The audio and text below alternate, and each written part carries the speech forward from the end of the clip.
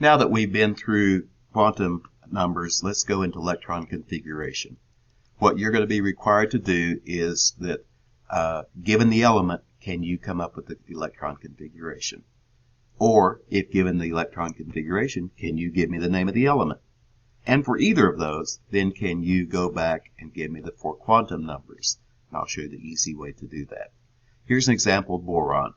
Here is its electron configuration, 1s2, 2s2, 2p1. Let's go and I'll show you how we got that number. This is the graphical representation of it. And according to Aufbau's rule, the first 2 electrons, boron has 5 electrons, if you look at its element 5. So that means the first 2 electrons in boron are going to fill up the inner shell, just like hydrogen and helium do. They fill up the inner shell first before they can go to any other outer shell. The next 2 are going to fill up the s block, the second s block, and the last electron will go to the p block. And let's check that out. So here's the 1s level. Here's where the first 2 electrons go. The next 2 electrons go fill up the 2s level, because there's only 2 possible elements in every s sublevel. And then the last electron drifts over and is the first one in P1. So you can see that the path to get to here is 1s2. That shows it's the 1s level has 2 electrons in it. 2s2, 2p, and how many electrons in the p level do you get to boron? 1. So what we have is, there's the 1s2, it's full, 2s2 is full, and then the first one extra then goes into the first block in the p block, the first orbital in the p block. Based on that then, what are the 4 quantum numbers? The 4 quantum numbers is best and easiest found here if you will just come over and look at the last number. Here's the secret to being able to find, tell, and list the 4 quantum numbers. This tells you where the last electron is, and that's what we're doing. We're defining in our quantum number that last electron location, and it's at the 2 level. So it's level 2, comma. We learned it last time. P is always 1, S is always 0, D is always 2, F is always 3. So the second number, P, is going to be a 1. The first electron is going to go into the first orbital, and the orbitals are numbered in P. There's 3 of them. Everything from -1 to +1. So here's the -1 orbital, the 0 orbital, the +1 orbital. So this one, first electron is going into the -1 orbital.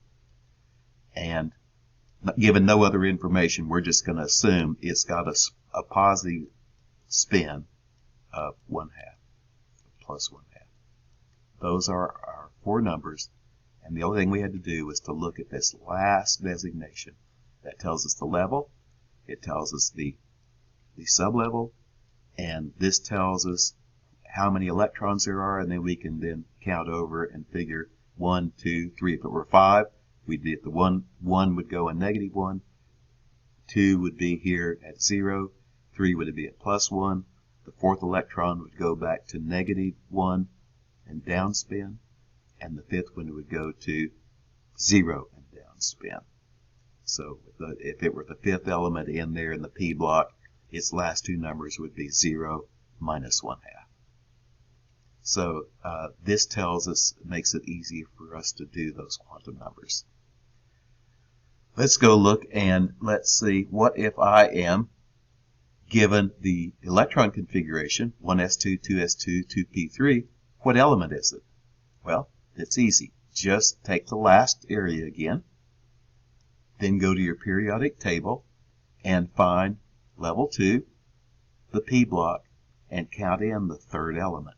So let's go back and do that. We're at the level 2 here. This is level 2.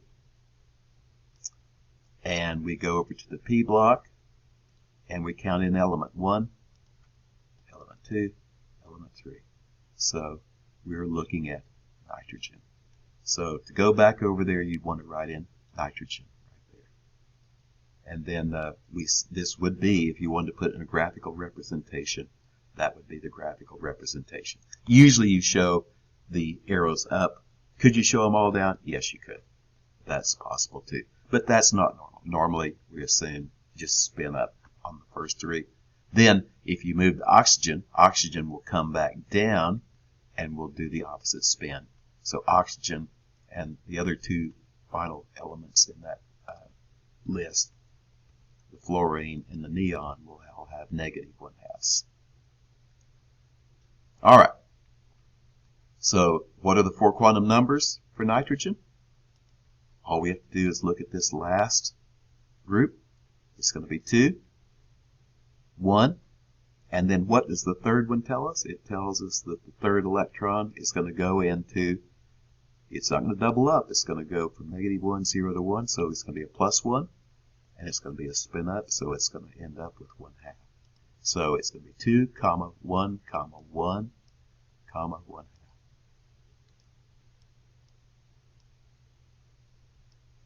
I just put a plus there just so everybody knows, because those could be negative numbers. So I just put it there so that there's no guesswork. All right. So there it is. Now, is this valid? Yes. This does not violate Hund's rule, even though this is not normally how you would see it. Normally, people just represent the first set of electrons as a plus spin. But is that possible? Yeah, it's possible. That at least it's not invalid. As long as the arrows are all going the same direction, as long as they're not doubled up and you've got an empty box over here, an empty orbital, it's going to fill up all the orbitals before it doubles up. There's no doubling up. All the orbitals are full and all the spins same direction. It meets Hund's rule. Now, what is sulfur's electron configuration? And then what's the quantum number of sulfur's last electron? All right, let's go over here and let's do this over here. All right, so sulfur is over here on level 3. Sulfur is on level 3 in the P block. So how do I get there? Well, I've got to go through 1s, 2s, 2p, and 3s. So I can just go ahead and start writing that. 1s2, 2s2,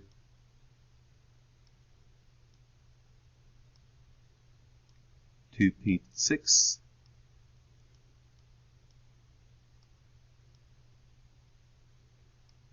3s2. Okay, so now at level 3, which is exactly where sulfur is, now how many electrons? So I'm going to be at 3p, and then I'm going to count how many electrons in sulfur is. Aluminum is 1, silicon 2, phosphorus 3, sulfur is 4. So it's 3p4. And there is my electron configuration for sulfur. I had to get it, because all of those earlier electrons in sulfur are going to fill up these earlier and lower shells before it gets to here. Now, what is this electron configuration? Excuse me, this quantum number? Well, I'm going to go here. This last group's going to tell me. It's going to be level 3, so it's going to be a 3. It's a P, so it's a 1. Second quantum number is the subshell, the electron at the angle, so it's angle 1. There it's going to be then the orbitals. There's 3 orbitals. So the first electron would go into orbital -1. The second goes into 0. The third goes into +1. And the fourth doubles back to -1. So its third number will be -1. And I'm assuming the first 3 are positive spins, so I'm just going to list this as the opposite. I'm going to assume this is going to be a -1/2. And there is my answer there for this. All right, I hope this helps and demystifies the fact of how in the world do you get this electron configuration, and given electron configuration, how would I go find that element? And of course, this last number here is what's so important, because this is going to tell you where to go find the element, and it's going to be the secret to you also coming up with the quantum numbers.